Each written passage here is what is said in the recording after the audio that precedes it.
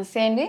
ఈరోజు అసలు ప్రెగ్నెన్సీలో ఇంకో కామన్ కంప్లెయింట్ ఎసిడిటీ అంటాము. హార్ట్ బర్న్ అంటామనమాట. ఛాతీలో అంతా డిస్కంఫర్ట్ ఉన్నట్టు చెప్తూ ఉంటారు ప్రెగ్నెంట్ లేడీస్. దీనికి అసలేంటి కారణాలేంటి అనేది. అయితే ప్రెగ్నెన్సీలో కొన్ని హార్మోన్స్ వల్ల ప్రొజెస్ట్రాన్ అనే హార్మోన్ వల్ల అది స్పింక్టర్ అంటాం. ఈసోఫేగస్ అనేది రిలాక్స్ అవ్వడం అనేది జరుగుతది.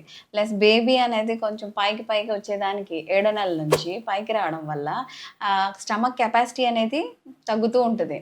డైజెషన్ ప్రాసెస్ కూడా స్లోగా ఉంటది.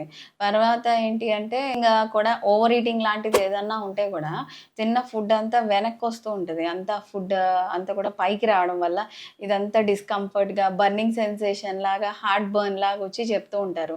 అయితే ఈ హార్ట్ బర్న్, ఈ ఎసిడిటీని తగ్గించుకోవడానికి ప్రెగ్నెన్సీలో మనం ఏమేమి చేయొచ్చు అనేది కొంచెంగానే చిన్నగా తీసుకోవాలి. ఎక్కువ ఫ్రీక్వెంట్‌గా తీసుకునేలా చూసుకోండి. అంటే స్మాల్ మీల్స్ ఫ్రీక్వెంట్‌గా తీసుకోవడం. మితంగా తీసుకోవాలి. మరి తరచుగా తీసుకోవాలి ఆహారం. అలాగే తిన్న వెంటనే పడుకోవద్దు. కొంచెం ఒక హాఫ్ అన్ అవర్ అన్నా అటు ఇటు తిరిగాక పడుకోండి. అలాగే మీకు పడుకునేటప్పుడు ఏంటంటే పొజిషన్ ఎలా ఉండాలంటే కొంచెం 2 దిండ్లన్నా ఎత్తు పెట్టుకొని పడుకుంటే కూడా ఈ హార్ట్ బర్న్, ఎసిడిటీ అనేది తగ్గుతది. అలాగే స్పైసీ ఫుడ్స్ అనేవి బాగా ఆల్మోస్ట్ పికిల్స్ అనేవి కూడా ఇది నైట్ తీసుకునే ఫుడ్‌లో కూడా అవాయిడ్ చేసుకోవడం మంచిది. ఇలాగ హార్ట్ బర్న్, స్పైసీ ఫుడ్ ఇలాంటివి తిన్నప్పుడు కూడా కూల్ వాటర్ తీసుకోండి. వార్మ్ వాటర్ వద్దు.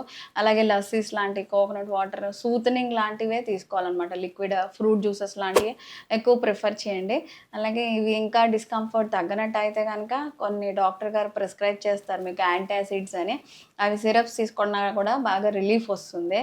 ఇంకా ఎక్కువగా ఉన్నది మాకు ఇలా తిన్నప్పుడు అన్నప్పుడు వీలైనంత వరకు ప్రోటాన్ పంప్ ఇన్హిబిటర్స్ అని, ఒమేజ్ అని కొన్ని డాక్టర్స్ ప్రిస్క్రైబ్ చేసిన మెడిసిన్స్ మాత్రమే మీరు తీసుకోవడం చేయాలండి. Thank you.